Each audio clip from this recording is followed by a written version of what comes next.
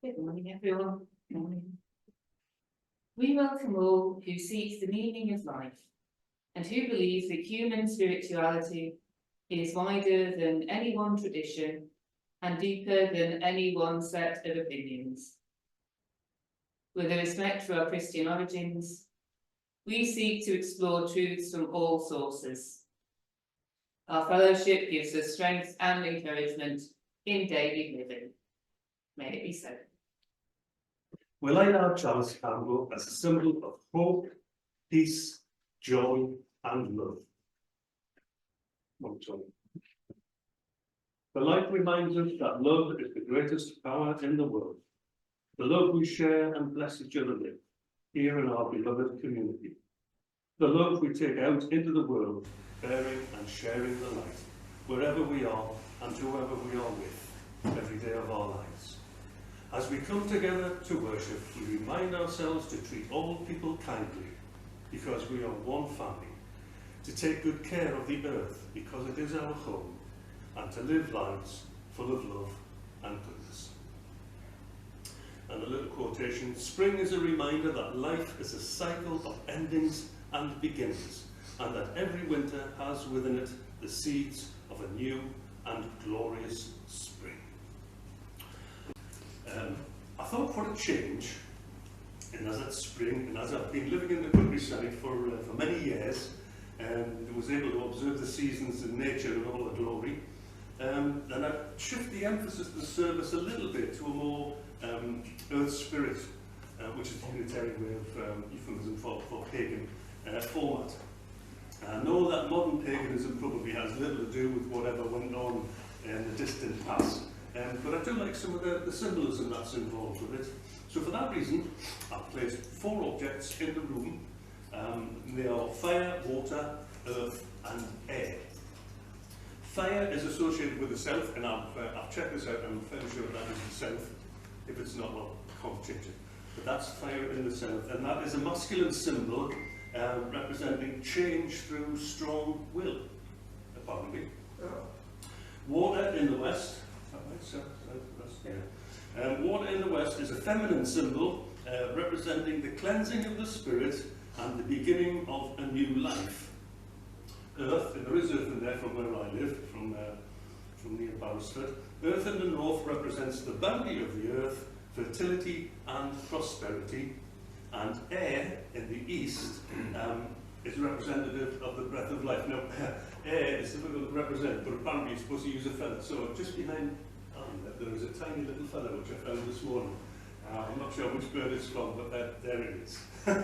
So that's the symbol for air. So it's a miscellany, and I think most of today is going to be poetry. And so I'll call on our first person, which I think, as we have some daffodils, I think, Norman, your poem will be first. Is that okay? Right. And from my beautiful little book of Browning poetry, I thought, I know it's a common one. It's up to you, Norman, if you want to stand up or come round here. It's up to you. But it's the usual Wordsworth one, but it's worth doing. I wandered lonely as a cloud that floats on high o'er vales and hills, when all at once I saw a crowd, a host of golden daffodils, beside the lake, beneath the trees, fluttering and dancing in the breeze. Continuous as the stars they shine and twinkle on the Milky Way. They stretched a never-ending line along the margins of a bay. 10,000 saw I at a glance, tossing their heads in sprightly dance.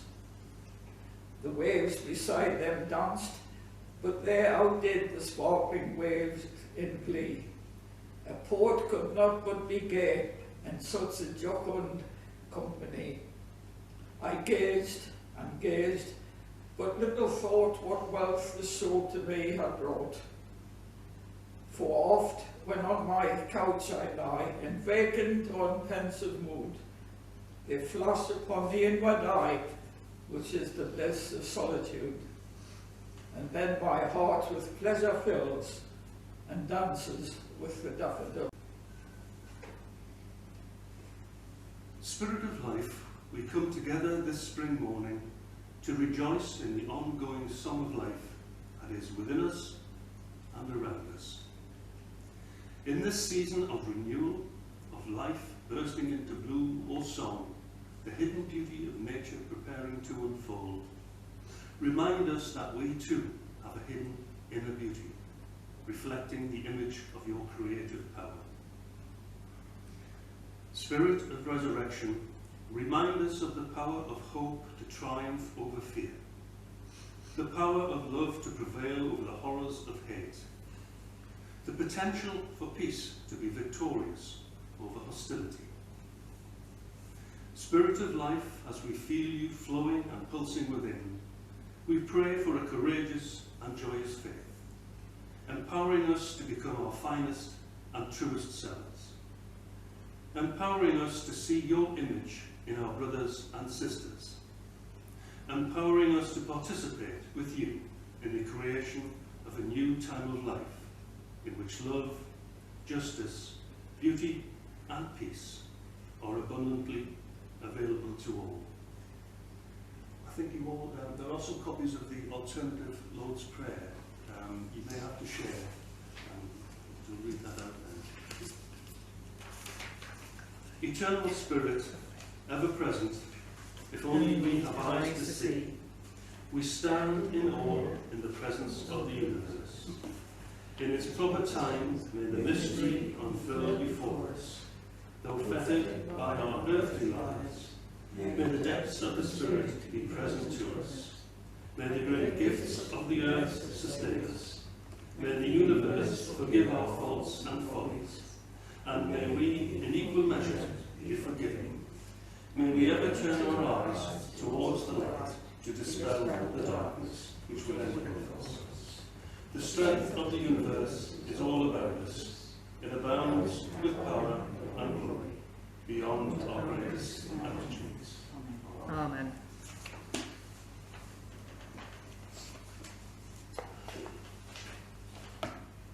In the pagan calendar, February the 2nd is Imbolc. It's a pagan holiday celebrated from February the 1st through to sundown on February the 2nd. In modern times, and for convenience, it's permitted to celebrate Imbolc at any time during February, really, because life is busier these days. It dates to a pre-Christian era in the British Isles, particularly in Ireland and Scotland. Early Irish literature mentions Imbolc, and it seems that it may be associated with ewe's milk and purification. It's thought that the name itself could literally mean in the stomach. This connection likely stems from the breeding cycle of sheep and the onset of lactation. On the night before February the 1st, celebrants would make an effigy of the goddess Brigid, and there's a few pronunciations. There's Brigid, there's Bridget.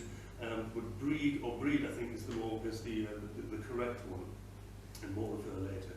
But they would make an effigy of Brige from oats and rushes. And this effigy, dressed and placed in a basket overnight, symbolised Brige's visit to their homes. Imbolc Day involved burning lamps and lighting bonfires in tribute to the goddess. And the holiday marks the halfway point between the winter solstice and the spring equinox. Symbolising rebirth and the return of light. And the period between the 1st of February and the 30th of April is said to bring the gifts of insight and inspiration. It's a time of beginnings and essential truthfulness. It's a good time to make resolutions and plans and prepare for the unfolding year. I think we'll have our next poem now. Oh. There's quite a few to get through. If you're coming through this way, just be wary of the wires.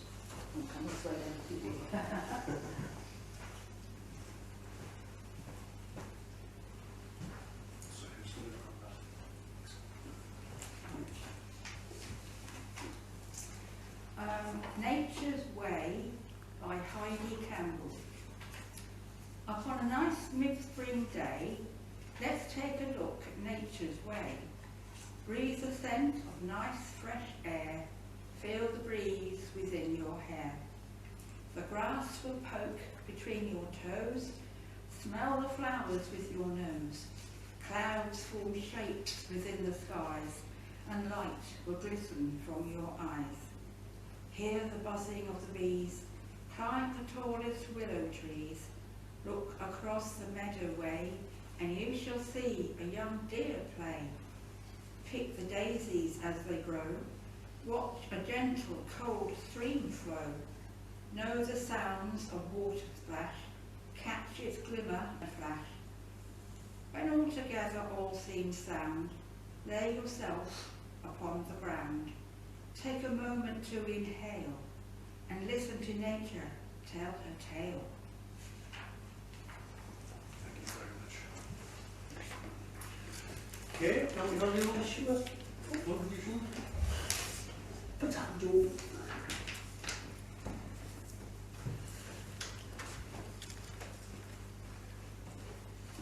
Right.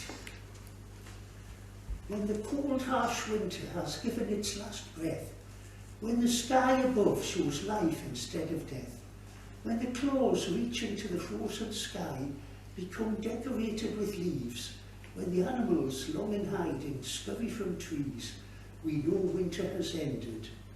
When the frost on grass is replaced with sweet dew, when the fields become dotted with flowers, reminding me of you, when the lonely silence becomes filled with melodies, when you feel warm air erasing bad memories, we know winter has ended.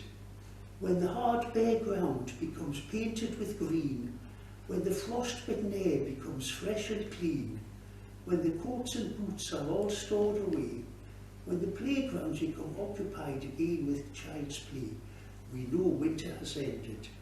When you hear the pleasant sound of children's laughter, when the air is filled with joy, long sought after, when the world is filled with sunlight, brighter and longer, when the song of Mother Nature becomes stronger, spring has begun. That's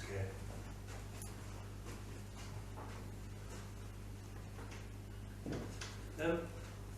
In Irish mythological cycles, Brigid, whose name is derived from the Celtic Brig, or Exalted One, is the daughter of the Dagda, the powerful god of the Irish tradition, and therefore one of the Tuatha De Danann, I think that's how you pronounce it, legendary Irish gods. Her two sisters were also called Brig, and were associated with healing and crafts. And the three Brigs were typically treated as three aspects of a single god, single deity, making her a classic Celtic triple goddess. As patron and protector, she was the patron of poets and bards, as well as healers and magicians. She was especially honoured when it came to matters of prophecy and divination. She was honoured with a sacred flame maintained by a group of priestesses, and her sanctuary at Kildare Island later became the home of the Christian variant of Brigid, St Bridget of Kildare. And Kildare is also the location of one of several sacred wells in the Celtic regions, many of which are connected to Brig. Even today, it's not uncommon to see ribbons and other offerings tied to trees near a well as a petition to this healing goddess. She's got many forms. I didn't realise this, but in northern Britain, Brig's counterpart was Brigantia, or Brigantia, a warlike figure of the Brigantes tribe. They say the north, they're talking about Yorkshire. She's similar to the Greek goddess Athena and the Roman Minerva.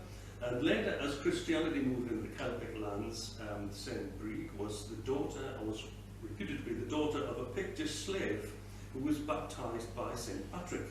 And she founded a community of nuns at Kildare. In addition to her position as a goddess of magic, Brig was known to watch over women in childbirth, and thus evolved into a goddess of hearth and home.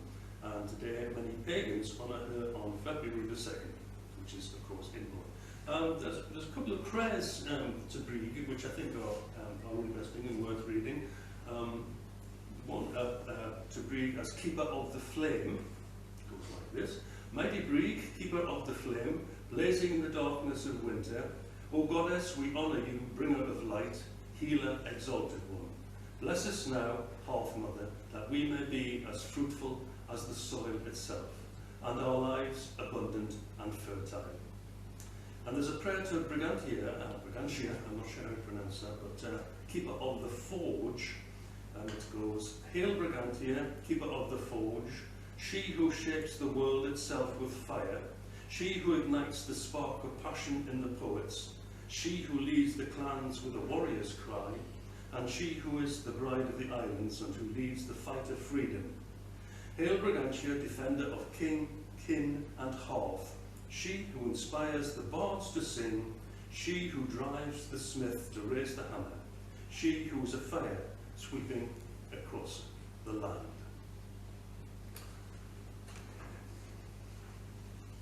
I think what we'll do now is have just a period of meditation, and I'm going to do a guided meditation for you, if that's okay.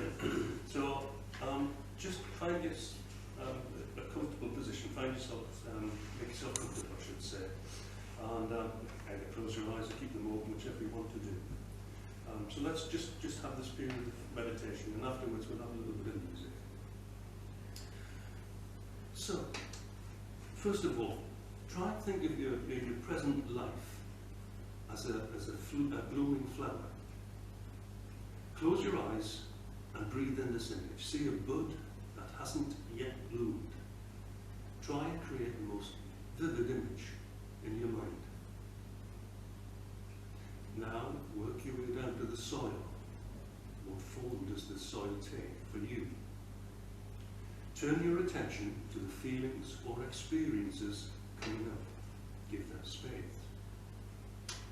Offer compassion and care for whatever grief or hurt shows up, and allow these feelings to express themselves fully. Be aware of how you feel. Ask yourself, what growth have I experienced as a result of these feelings? How have these moments laid the foundation for my growth? Some moments may offer you wisdom and others may not. Don't let that trouble you. Sometimes it takes years to find growth in an experience. But in this moment, right now, those moments of sorrow and hurt have become the soil that is the foundation of your flower. It is the life force that nourishes the flower's roots.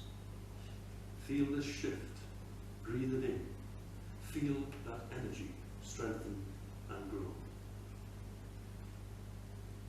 Now work your way back up to the bud with that energy. Focus on the bud, focus on the petals. What potential beauty lies here? What excites you when you think of this flower blooming? Focus on the possibility of what's to come. Breathe in the possibility. Allow the energy of these thoughts to fill every part of your heart. Now allow this energy to expand to the tips of your fingers, the top of your head, the bottom of your feet. Feel this energy embracing you and filling every part of your being. Let's stay with this feeling for a few moments of silence.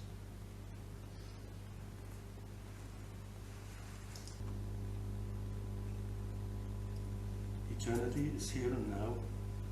I am within it. It is all around me. I am within it, much like a butterfly floating on the light, permeated air. Everything is already here.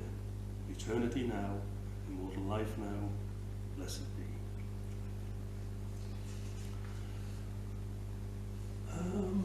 Now, Ryan, could we have your vote, please?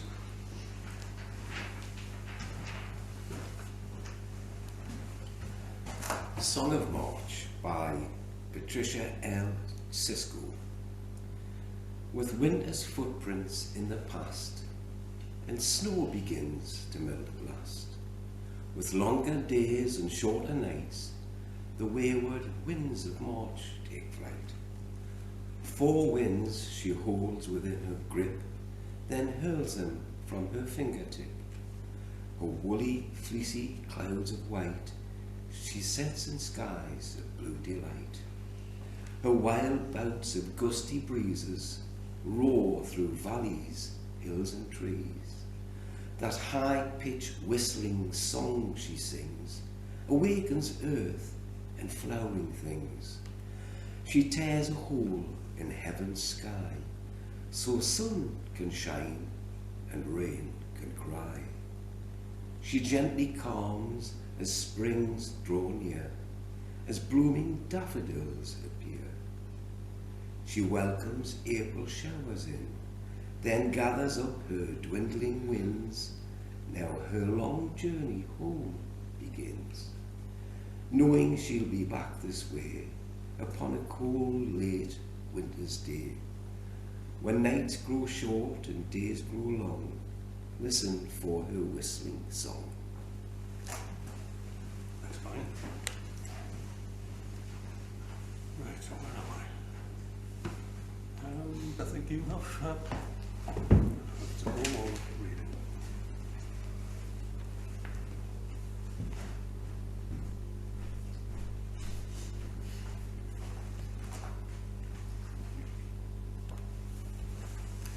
This is a reading for Imbolc Sunday, Wintering Seeds by the Reverend Caitlin Cotter Colberg. So, I've been thinking a lot this week, like I do, about the opening line from Shakespeare's Richard III. Now is the winter of our discontent, made glorious summer by this son of York. I've always loved how Shakespeare captures the sense that there are seasons and chapters to our lives, both as individuals and groups, and I love that he gives this line to his deliciously villainous version of Richard III. Would we not all like to be the son of York who turns the winter of discontent to glorious summer? Because winter can be a drag. Winter is tough. It may be desolate or at least uncomfortable, and it can sometimes be lonely, but sometimes it can also be a gift. To quote from the writer Catherine May, we like to imagine that it's possible for life to be one eternal summer, and that somehow we have uniquely failed to achieve that for ourselves. We dream of a tropical habitat forever close to the sun, an endless, unvarying high season. But life is not like that. We need snow days, we need to embrace winter, both in its literal and metaphorical terms. Trying to force ourselves, each other, our society and world into endless summer is how we have pushed ourselves into this crisis we face with our climate. When all we prioritise is productivity, getting the most work out of people, and growing and growing forever. When we turn the very idea of a fallow season into something that is shameful, then we become destructive, we harm ourselves and those around us. This is why, in my view, the author's view, late-stage consumer capitalism can be inherently quite violent. What we need to do is let ourselves have winters, have times when we are going inward and thinking deep winter thoughts, dreaming and resting and planning and resting, and also taking naps. To quote Cole Arthur Riley, the author of Black Liturgies, "Let rest deliver you back to yourself. Exhaustion will not save you in a world sometimes more interested in using you than protecting you. Lie down and breathe slow. We rest so that we may dream. This is vital, holy work for all of us, gardeners and the garden." If we think about our congregations as gardens, we may also have a winter every year. Some places have literal gardens, and some have small gardens outside. This building, me speaking, the Jesuit United Reformed Church has a small community garden nearby. It's actually not within the grounds immediately of this building, but very nearby, and it's quite charming if anyone wants to take a walk there sometime. For those of us who garden at home, we know that gardening has 4 seasons, not 3. There's the planting season, the weeding and watering season, the harvest season, and then the looking at seed catalogues and planning and dreaming season, which is just as important as the other. A good garden starts as a winter dream, coming into being as we curl up in our favourite chairs, a warm drink in a mug next to us, a blanket on our laps, perhaps with a seed catalogue or the web page for a local seed non-profit or community garden. Those of us who are not great at keeping houseplants alive, who long for the spring to return, may sometimes experience the season as a winter of discontent, and that is okay too. Sometimes it is okay to be grumpy. It's okay if we feel sad, if our joints ache, if our head colds stop us from actively enjoying the season of winter. Some of us feel the bite of winter in a real way. We are forced to slow down, not just because it is the season, but because we literally have to move a bit more slowly. But in this month, with Imbolc and Bridget's Day, the season turns. Winter is half over, spring is beginning. We are with Bridget on the threshold, and the days are starting to lighten. We may light candles, cut seeds in our hands, let rocks or some of the balls we may be juggling fall from our hands with this knowledge that winter now shifts to spring. We do not need to rush or push through. We can rest here in winter as it turns to spring, in the healing that Bridget offers, if honouring Bridget's Day is meaningful to us. She sits deep in winter's wisdom. Part of that winter wisdom is trust. Trust that letting go of what was may lead us to new things. Trust that moving at the speed of covenant, of care, of love is better than moving at the speed of anxious urgency. We trust that the seeds we cultivate, that we gently put to rest in the dark soil, that we water and watch, will find their way to the surface. Seeds need to rest, and so do people. As the pagan leader Hope Horton puts it, Imbolc tries our patience and our faith, that this too shall pass, that the wheel of the year turns and our spirits will be green again. And to those of us who would continue dozing in the belly of the frozen ground, Imbolc brings a challenge to wake up and be ready for change, which will come as surely as the earth moves around the sun. Moving forward from winter and awakening to new life means moving forward with our winter dreams, even without the assurance of outcomes. We hope that spring and summer will bring us flowers because we are planting flowers. But here we are in the season of Imbolc, feeling that quiver within the seed where the momentum starts to build, beginning to let down roots that we may weather storms. We think about what we are willing to put our faith in, and by that I mean our effort, our treasure, what we will show up to do and to be. Winter wisdom contains deep honesty, deep truths, and deep commitments. This is a time for humility, curiosity, and reverence. Like seeds, we need to rest, be in the darkness, to hydrate. Like seeds, we have potential within ourselves. Each of us a spark of the sacred at our core. This season can be an invitation to quiet down and listen to that spark, to that still small voice, to remember that we are enough, and we may be more. More courageous, more curious, more awake to the world and to each other. There will be no Son of York turning our winter of discontent to glorious summer, but we may trust that summer will come and that we can find it in ourselves to wait. In the words of Molly Reamer, now we are in seed time, dream time, looking for the cracks of light that tell us to stretch out and grow. We are invited to consider this possibility. What if there is nothing wrong? What if there is no too slow? What if we live a miracle every single day and we don't have to earn it? As the first shoots of tentative growth begin to lift, and we sense the beginning sparks of possibility, of new ways of being, we may feel the itch to create a list for the new year. Let us resist and sit curled and waiting and uncover what is enough. Not in the sense of playing too small, but the kind of enough that allows our hearts to expand and our shoulders to loosen, that allows creativity to blaze and be the kind of enough that opens space in our lives to hold ourselves and our seed dreams. Darkness and silence can hold both the sparks of our dreams and our hopes, for we are our own seeds of promise. Tony, can I call on you for our final poem? All right. I'll let you introduce it.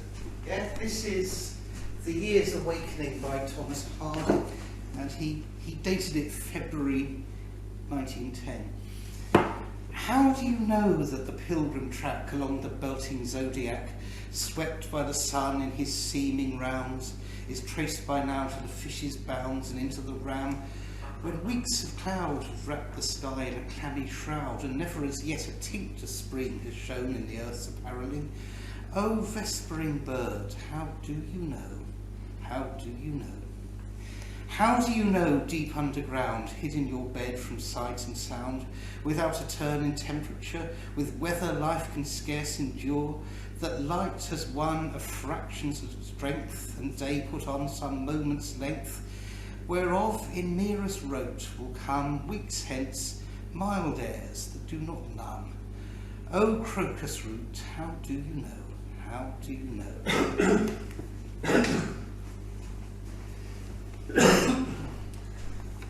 People have an incredible way with words, don't they? Just a few final thoughts. Imbolc, not Imbolc as I've been pronouncing it, and Easter, and all the other numerous stories of rebirth, resurrection, whether myth, legend or fact, have a common theme: regeneration, transformation and renewed hope for the future. It's about the old giving way to the new, darkness being replaced by light, despair by hope. The symbolism of Imbolc, of course, is quite relevant to our own situation. Our winter of attempting to sustain a building that was far too big for a small congregation and in a state of disrepair is now over. The old must give way to the new. Nothing is static. Everything is in a state of flux. Change is continuous. Rebirth, new beginnings, and hopefully new growth. That's where we now find ourselves, a new entity given birth to by an old one. The new Unitarian Fellowship replacing the old Church of the Divine Unity. But infancy is precarious, needs nurturing and constant care, and youth needs to learn both from its predecessors and the new world that it has become part of. I always remember Reverend Thomas Macready once asking this question during one of his services. And he said,